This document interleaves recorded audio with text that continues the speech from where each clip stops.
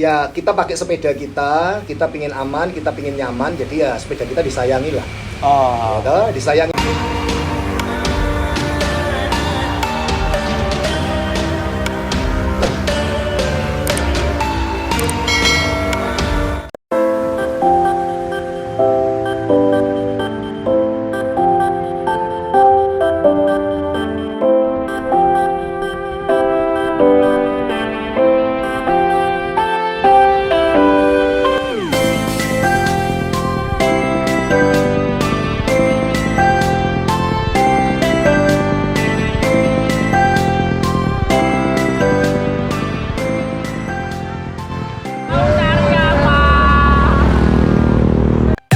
Pagi teman-teman, balik lagi di channelnya Denny.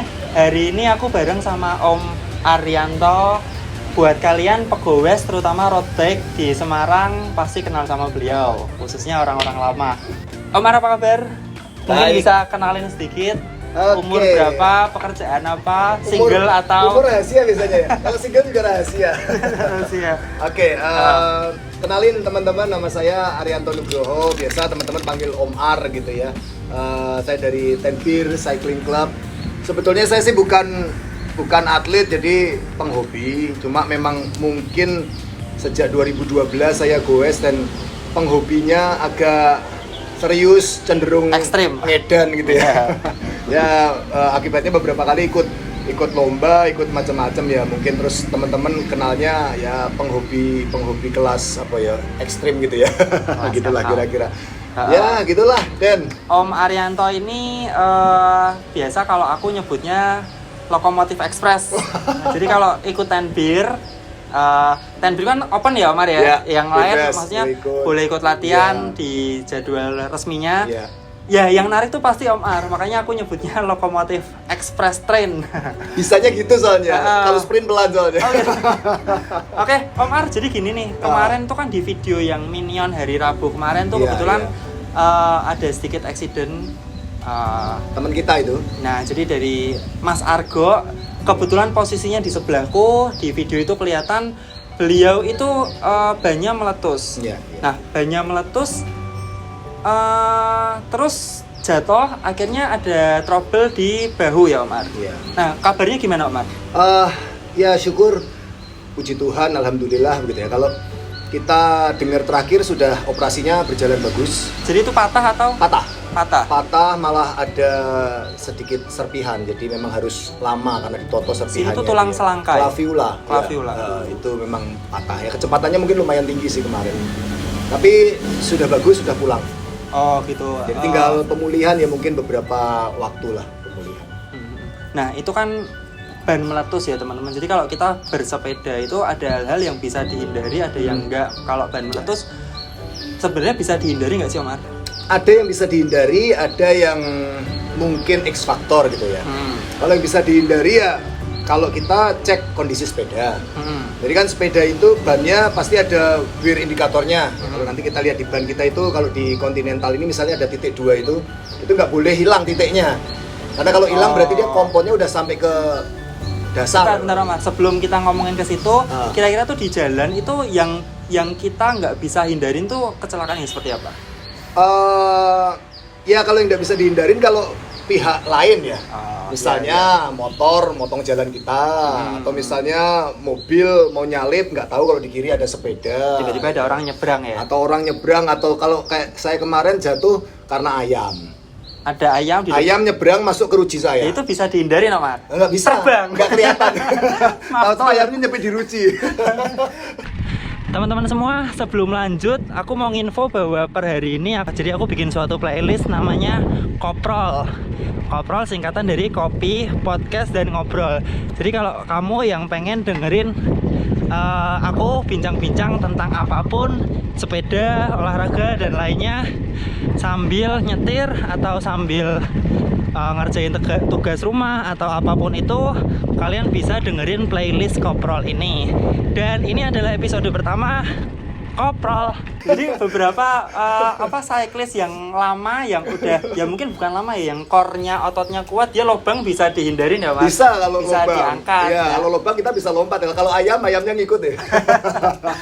Oke, jadi itu hal-hal yang nggak bisa dihindarin. Jadi Ya, faktor faktor X, faktor luar, ya. mungkin termasuk tiba-tiba ada angin kencang ya, Mas. Ya, angin Gitu. kencang. Nah, terus di video ini aku mau bahas, minta tolong sama Om Ar, kira-kira apa sih, gimana sih cara kita meminimalisir kecelakaan atau eksiden di jalan, terutama dari segi sepedanya.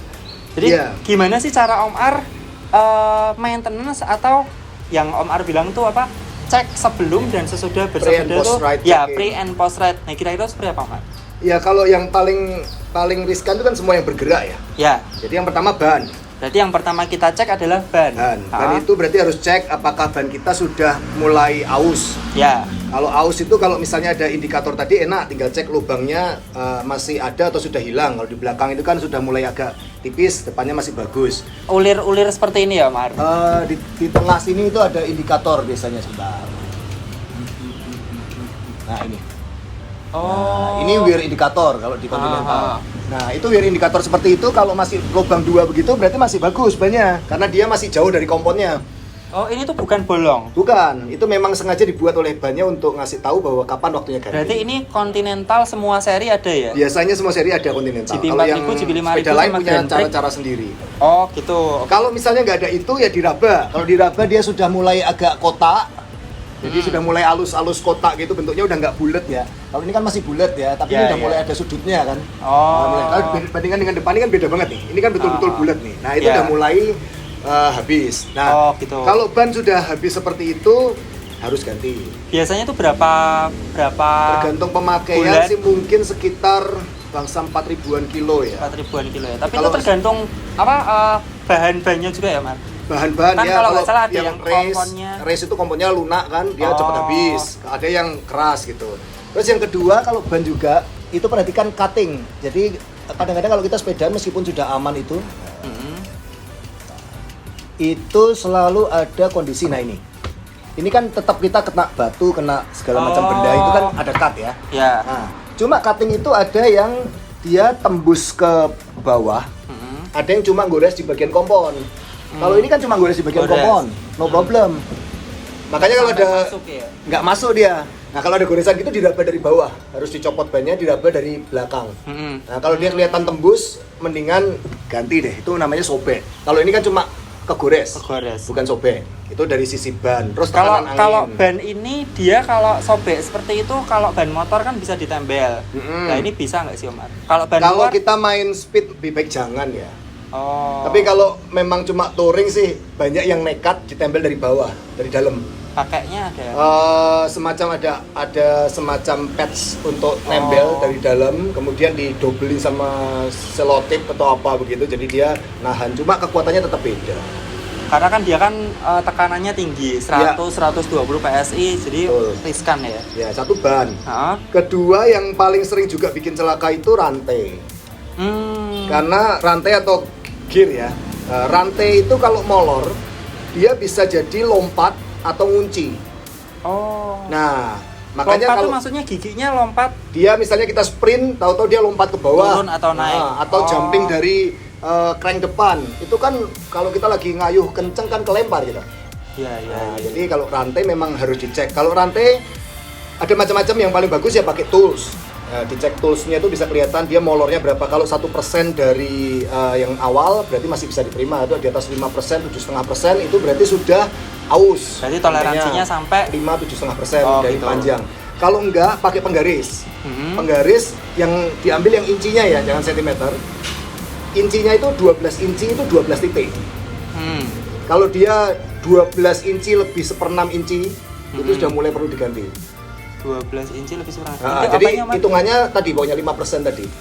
Geserannya. Jadi kalau dipanjangin gini, penggaris taruh di sini gini, saat ini. Kalau dari titik 1 ke titik 12 dia udah lebih dari 12 inci ke sana, itu berarti dia sudah mulai rantainya molor. Oh, gitu. Kalau enggak, cara paling manual, ditarik di sini. Nah, kalau masih kenceng gini, ini berarti masih bagus. Oh, iya iya. Tapi iya, kalau iya, sudah iya. ketariknya bisa panjang, molor itu. Oh. Rantai molor, ganti deh. Itu paling bikin celaka kalau sprint. Nah itu kita kalau rantai itu biasanya ngeceknya sendiri kan cara itu tuh.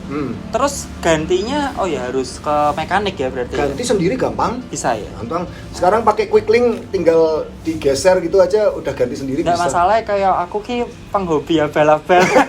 Kalau susah ya ke mekanik. Tahu beres langsung taruh mekanik. Ya kalau susah ke mekanik. Tapi kalau rantai termasuk yang gampang. Terus itu ya gear ya. Gear. Berarti tadi kan ban, rantai gear. termasuk gear atau ya mungkin kalau dipisah, pisah lah. Bisa aja ya? Gear itu kan karena dia kegesek rantai kan pelan-pelan jadi tajam. Runcing Dulunya gitu. kan kotak kan sekarang jadi tajam. Nah kalau sudah jadi tajam, dia cenderung bisa lepas. Oh, iya. Nah yang biasanya kena itu yang gede, karena dia dibuat power kan. Nah itu crank yang depan itu biasanya jadi tajam-tajam, itu berarti harus ganti crank. Itu tuh berarti yang dimaksud gear sama Om Ar ini chainring, gigi-giginya Ya. sama sprocket. Ya, jadi kalau betul. udah tajam berarti itu saatnya Waktunya buat ganti. Ya. Tapi kan kalau crank chainringnya aja bisa, Mas. Bisa ganti depannya aja kan. Depannya, Armnya nggak usah ganti. Kalau dalam biasanya cenderung irit. Yang luar, yang dipakai sprint, yang dipakai untuk kenceng. Oh, gitu. Sprocket pun biasanya yang habis gear-gear kesukaan. Bawah. Ya, gear-gear cadangan kesukaan. Ada Tapi yang kan tergantung style dari ridernya itu sendiri kan. Ya. Kalau Dia suka biasanya power, lebih cepat habis, cepat. Kalau ini lama sih, tapi bisa sampai 3 tahun baru ganti. sprocket itu ya. Sprocket chainring sampai 3 tahun. Yang bener tuh sprocket apa kaset sih? Sama ya? Sama, sprocket kaset sama. Itu belakang. Depannya chainring, crank depan. Tapi kok aku dari tadi nungguin Om Ar bahas yang menurutku lebih penting lagi ya. Apa itu? Rem. Oh, rem, ya yang Rem keempat, bener rem. nggak sih? Ya rem. Kalau rem itu cek indikatornya. Kalau kayak punya saya ini, Hah? yang sebelah sini kan masih bagus nih, karena kan kalau di switch stop ini ada indikator garis di sini. Oh iya. Kalau melewati Switch stop garis, itu brake padnya. Ya, paling gampang biasanya setiap brake pad itu dia menyediakan ulir hujan ini kan air. Nah itu nggak boleh sampai hilang. Oh. Ya biasanya wear indikatornya itu sedikit di bawah ulir hujannya itu. Nah kalau yang ini kan hampir habis nih. Ya jadi ini kan ini sama ya padahal gantiannya awal. cuma karena anu aja mungkin. Settingannya juga. Enggak, mungkin ini apa namanya rim saya ada yang sudah melengkung. Karbon kan. Jadi ini kelihatan nggak di sini wear indikatornya ini. Iya kelihatan.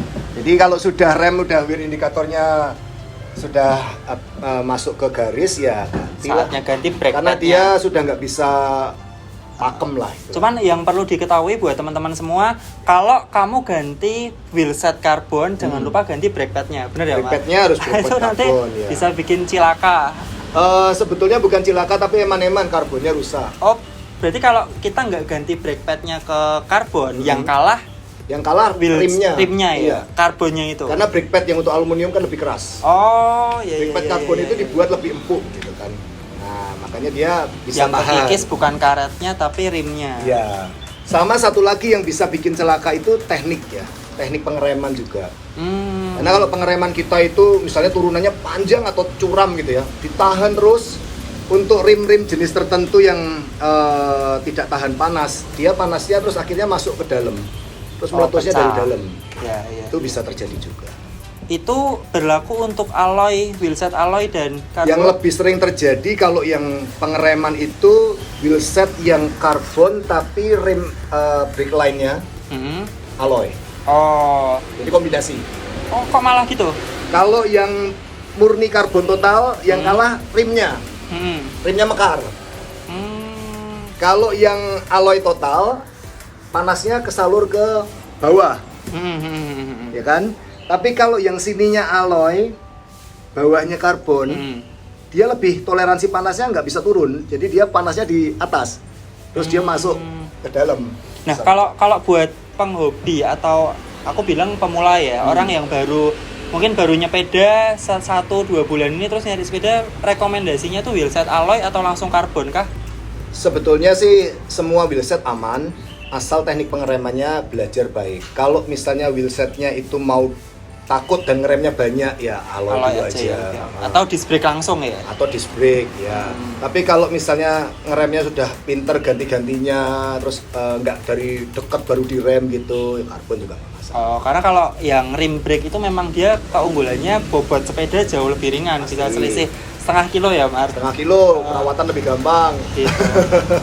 Oke, jadi tadi dari ban, rantai, gear, rem, apa lagi ya, Mar?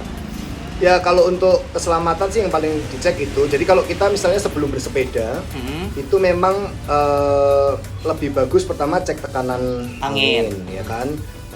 Sesuai dengan kalau ban. Bisa ya langsung dipompa aja. Saya biasanya mompa sih 2 hari sekali sih. Ya, dipompa. Kalau memang nggak dipompa ya paling nggak dipukul gini lah. Kalau nggak dipencet. Pencet nggak kuat lah. Oh. Lebih enak dipukul gini, kalau bunyinya masih nyaring itu cenderung tekanan anginnya masih tinggi kan. Kalau sudah buk gitu berarti kan tekanan anginnya udah 80 ke bawah. Oh gitu. Amannya 2 hari sekali dipompa. Itu ban, soal ban. Kalau rantai kalau bisa minyaknya cukup, jangan sampai kering. Terus jangan sampai molor. Indikator kan tadi kan ada indikator molornya kan, seperti apa, harus ganti seperti apa. Nah, kalau kering itu gimana, Mar? Nah, kalau kering habis sepedaan gini, kalau tangannya tidak takut kotor ya pegang aja. Pegang selama dia masih kerasa ada minyak-minyaknya masih cukup lah. Karena minyak di rantai itu nggak butuh banyak sebetulnya. Berarti kalau sampai digowes ada suara klik-klik itu sudah parah. Kebangetan.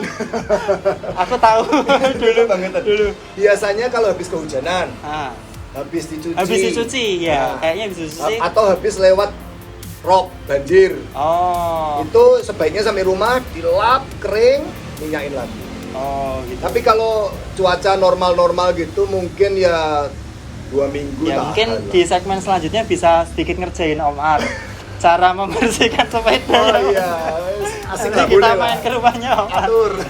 Om Ar, satu lagi mau tanya. Ini sepeda ini kan kalau kayak aku ya, aku kan sepeda cuma 1. Okay. Jadi sepeda balap 1 bukan yang gantian. Kalau Mar kayaknya ada 2 ya atau 3. Kan bisa selang-seling. Nah, kalau 1 itu dipakai katakan seminggu 4 sampai 5 kali. Kira-kira aku harus cek ke mekanik tuh berapa lama sekali idealnya? Ya 2 bulan lah. 2 bulan sekali. 2 bulan, paling lama 3 bulan lah. Itu misalnya kilometernya 50-an sehari ya berarti kan sekitar seminggu 300-an. Kalau 2 bulan berarti kan ya mungkin sekitar 2000 sekian. Nah, kalau bawa ke mekanik tuh mereka otomatis kita minta cek total ya. Kalau kita bilang cek total biasanya kan dicek total. Karena kan yang kita susah kerjakan sendiri itu biasanya adalah regreasing ya, melumas ulang. Regreasing. Masang lagi grease dan membersihkan di BB karena kan ini tetap BB ini lama-lama kotor nih. Ya kena air, kena macam-macam itu di dalamnya bottom bracket itu kan jadi kotor. Itu kan harus dicopot, dibersihin terus di grease ulang. Itu berapa bulan sekali, Mar? Kalau di 2 bulan 3 bulan sekali nggak apa-apa. Terus di head tube. Ini kan gerak terus dan kadang-kadang kena keringat kita, kadang-kadang kena hujan. Ini kan juga bisa kering dan bisa kotor gitu ya. Nah, itu juga harus dibersihin. Termasuk ini juga ya berarti ya. Kalau ini jarang banget. Kalau ini cenderung jarang. Yang lebih sering itu terus ini bersihkan puli. Oh iya, puli. Kita kan bongkar sendiri susah kadang-kadang. Bongkar puli sendiri itu susah. Sama alatnya terutama ya, Mar. Ini kan sprocket, bersihkan sprocket satu-satu. Yang paling susah itu bongkar crank itu. Bersihkan di antara crank besar, crank kecil itu. Itu kan sela-selanya kan sering kotor. Nah, itu kalau mekanik punya alat yang lengkap. Kalau kita kan di rumah paling pakai kain disogok-sogok sikat gitu. Oke, berarti 2 sampai 3 bulan sekali tergantung intensitas goesmu. Betul. Ya, kalau seminggu cuma 2-3 kali berarti 4 bulan nggak masalah ya. Nggak apa-apa. Oke. Cuma yang penting dirawat sendiri. Tadi kalau dirawat sendiri kan soal ngasih minyak rantai itu kan bisa dirawat sendiri ya, perawatan sendiri. Kalau dari frame itu aman ya, Omar? Selama nggak crash kita nggak perlu atau dulu ada penanganan sempat ada cerita 10 tahun yang lalu bahwa frame karbon itu punya umur. Tapi sekarang frame karbon itu nggak ada umur lah. Jadi artinya dulu kan ada cerita frame karbon ada 15 umurnya tahun. Sekian tahun dia jadi getas nanti pecah sendiri. Kalau sekarang udah dijamin sama pabrik-pabrik, frame karbon yang sekarang sudah tidak pakai umur. Jadi artinya hidup selamanya lah. Selama tidak keras atau mbok tutup. Jadi kalau frame menurut saya yang perlu dicek adalah memang kalau satu kita habis touring terus loading. Oh iya. Nah, ini yang nanganin loading handlingnya bagus nggak gitu. Kalau enggak, apakah hanya terjadi beset? Karena kan harusnya setiap frame itu kalau di loading kan harus ada pembatas-pembatasnya, terus dikasih pelindung gitu ya, entah busa, entah apa gitu. Tapi kalau ngeloadingnya asal gitu, satu kemungkinan paling jelek baret. Tapi yang paling parah itu kan kalau misalnya terjadi retak. Terutama yang beberapa kali temen itu kalau yang touring jauh itu bagasi pesawat itu loh. Udah pakai bike box. Bike boxnya tapi bukan yang hard case, bukan yang keras, yang soft case kan, yang kain gitu kan. Ternyata di pesawat itu ya lempar-lemparin kayak atau mungkin ditimpa benda lain. Yang kalah biasanya ini kan paling tipis nih, 1, 2, 3, triangle-nya 4. ini. Ini paling tipis. Oh. Punya teman saya beberapa itu habis touring yang kalah ini retak di sini. Padahal ini kan jadi satu sama frame ya. Ya kan nggak bisa ganti. Iya makanya satu gelondong tuh. Iya. Waduh itu. Kalau yang ini kuat, ini kan paling-paling patah kalau betul-betul tabrakan. Padahal kencang. baik box bagasi pesawat tuh udah bayarnya lumayan. Udah bayar. Iya. Tapi ya itulah kadang-kadang orang nggak tahu kalau ini harus dihandling dengan baik gitu. Sama satu lagi tentu saja kalau habis crash pasti harus cek total sih. Oke. Nah, Omar, kalau setelah bersepeda penanganannya gimana nih? Kalau habis sepeda biasanya kalau saya pasti pertama Langsung frame bersih. epleh-epleh kah? Tidur, mandi. Makan dulu, minum kopi dulu. Tapi habis itu dilap biar kelihatan bagus lagi besok kita nyepeda. Nah, kalau habis hujan, kalau habis hujan penanganannya ini ada gimana? 2 jenis ya. Kita sepedaan habis hujan atau sepedaan kering seperti ini. Kalau habis hujan pasti harus cuci. Oh gitu. Cuci karena hujan itu cipratan-cipratannya lumpurnya itu bikin Mengandung garam selain mengandung garam, rantai kita pasti banyak kotoran, gin. Itu ngerus crank, gerus segala macam. Rusaknya banyak itu nanti. Jadi lebih baik cuci langsung. Efeknya panjang ya. Tapi kalau sepedaan kering gini paling dilap. Terus yang kedua rantai dilap, dicek sekalian kering apa tidak. Sambil ngelap dikit ban, sambil ngeliat di ban kita ini ada sisa-sisa remuan kaca apa enggak. Oh, itu berarti dipakai tangan dirabal dilus. ini. Musuh saya beberapa kali adalah pecahan staples, potongan staples. Di sini nggak kelihatan gitu. Masuk dia. Oh. Karena dia kan kecil, ngait gini kan. Dia kegiling sama sepeda, makin lama makin masuk. Dor. Oh, iya. Jadi staples itu musuh nomor 1 selain kaca di jalan. Ilmu baru nih buat aku. Kalau yang lain mungkin jarang ya. Sepeda ini menurut saya nggak pernah sih kena paku. Karena dia pasti lompat pakunya Pakunya kan. lompat karena dia terlalu besar dan ini akan keras. Tapi kalau kaca bisa, Omar. Kaca yang kecil-kecil itu. Kaca terutama dari botol yang keras itu kayak kerating deng, kayak apa botol-botol yang keras Coca-Cola gitu tuh. Tapi kalau misalnya kaca mobil motor yang kecelakaan malah nggak apa-apa. Nggak terlalu masuk karena dia kristal mungkin ya. Tapi kalau staples itu saya udah ada 5 kali staples itu. Kena staples. Ya mungkin kalau cuma nancap dia nggak tahu ya begitu kegiling dia nancap itu. ini kegiling kan makin dalam ya. Itu Nah itu kalau ban tubeless lebih amankah atau? Ya, beberapa temen yang mengalami bocor ban dan bannya itu tubular atau tubeless dia lebih aman karena dia nggak bisa lompat keluar dari jalur rem kan. Dia kayak ngelindungi rimnya jadinya. Cuma karetnya anginnya habis nempel. Jadi rimnya pun nggak rusak. Jadi kendalikannya lebih gampang. Kelemahannya kelincer, begitu door langsung habis, terus ngelupas ya keluar. Nah begitu keluar itu berarti kan rim langsung bersentuhan sama aspal. Rimnya rusak, handlingnya lebih jelek. Orangnya bisa kepental. Ya. Terutama kalau depan ya, kalau belakang mungkin. Ya kayak kasus kemarin tuh ban depan pecah langsung, aduh. Ya saya dengar dari saya kontak sama Argo sih katanya dia rantasnya itu di side-nya, sampingnya ban. Oh berarti memang sudah Mas Argo sendiri sudah. Mas Argo nggak tahu karena atau dia setelah itu baru dilihat. Jadi ban itu untuk membuat ringan itu produsen itu kan rata-rata kan perlindungannya ditaruh di depan, yang langsung bersentuhan aspal. Dia terus ngambil sampingnya side wall-nya ini dibuat ringan, tipis. Nah side wall-nya ini kalau kena cut dia lebih gampang tembus daripada depan. Nah kalau side wall-nya yang kena ya tetap aja dia masuk ke ban dalam kan. Jadi Argo kemarin kena di side wall-nya. Memang kayaknya tuh posisinya tuh waktu sprint jadi badannya condong ke depan. Ya di depan saya persis soalnya. Jadi tekanannya di depan Itu kemungkinan besar malah bukan logam. Itu kalau saya duga kemungkinan besar batu tajam. Karena kalau side wall-nya yang kena kan batu meletek aja bisa langsung gres gitu ya. Ya memang kalau sprint itu ya memang ya begitulah, speednya udah tinggi soalnya. Ya kita nggak bisa ngomong, makanya kan kalau ada kemarin di video banyak komentar-komentar ya menurutku itu satu hal yang susah dihindarin karena Argo itu lebih senior dari Go-racer saya, lama, ya pemain kan? lama, dia pasti rawat sepedanya dengan baik. Itu ya X factor kalau itu dan ya. Oke deh Omar, Iya, kayaknya thank you. kita ngobrol udah cukup panjang. Ada pesan terakhir buat para cyclist di rumah? Ya kita pakai sepeda kita pingin aman, kita pingin nyaman, jadi ya sepeda kita disayangi lah. Ya, disayang itu apa? Ya dibersihkan, ya dicek, dirawat, ya dielus-elus sambil ngecek gitulah, dielus-elus, dilap sambil ngecek. Oh rantainya masih oke, oh bannya masih oke, oh kampas remnya masih bagus. Jangan kita taunya cuma mancal. Kalau cuma mancal ya nanti sepedanya rusak kita nggak tahu. Nah, kalau ada bunyi-bunyi aneh, Langsung jangan cek. ditunda. Bunyinya dari bawah, berarti kemungkinan BB. Bunyinya dari depan, mungkinan headsetnya atau mungkin apanya itu didengerin baik. Ya berarti intinya jangan cuek ya. Kalau misal nggak tahu, nggak mudeng, mendingan langsung bawa ke mekanik. Ya, mekanik. Oke deh. Ya. Oke Omar, terima kasih buat Thank you, waktunya. ya. Ini ilmunya mantep banget, bisa dipraktekin Ya. khususnya buat aku sama teman-teman di rumah. Oke, Sukses semuanya. buat teman-teman jangan lupa like dan bagikan video ini karena kalau udah 10.000 subscriber aku bakal bagiin giveaway yang menarik. Oke, buat Omar terima kasih banyak Thank you. waktunya. Nanti Sukses. kita minta waktu lagi buat bahas apa lagi yang lain. Oke, siap. Atur. Sampai jumpa. Oke, Sampai jumpa. bye.